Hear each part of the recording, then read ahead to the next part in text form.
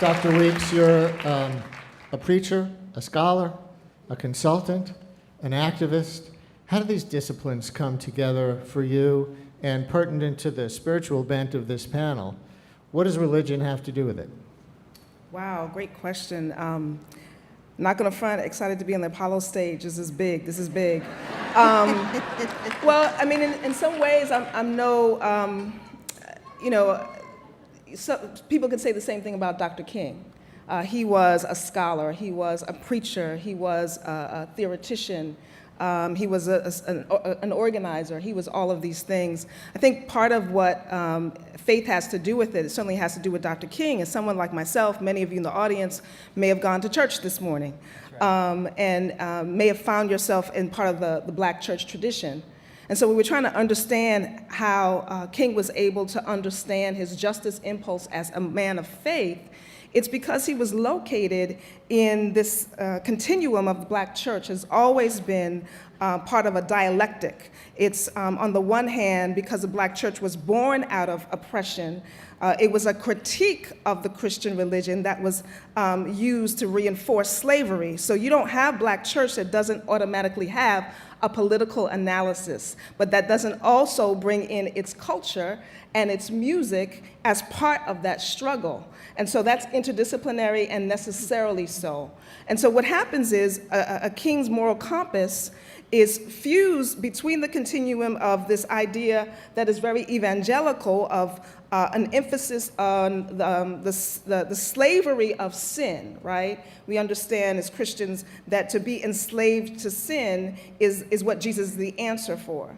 But on the other hand, there is the sin of slavery, right? Mm-hmm. And so there's an individual piety, but then there's also a structural transformation that is part of the liberatory work of the Black church in particular, of which Dr. King positions himself, but also fuses it in a way that most churches right now and most leaders are not necessarily doing. We tend to focus more on the individual piety, save my soul, but Dr. King said, any religion that professes to be concerned with the souls of men and is not concerned with the slums that damn them, the economic conditions that strangle them, this is systemic, and the social conditions that cripple them, is a dry as dust religion.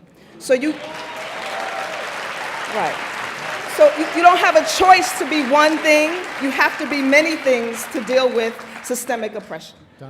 So to be fair to Dr. King, he was a man who wrestled with the pace of change. He wrestled with the moments of success, the boycott. I mean, he only lives for 14 years in the context of the movement. And he experienced tremendous setbacks, tremendous doubts, tremendous ambivalence. So I think his warning to us, both in the life that he actually led and the disappointments that he faced in the midst of the possibilities and a fierce optimism and a commitment that God would see us through this, is we cannot put the cart before the horse.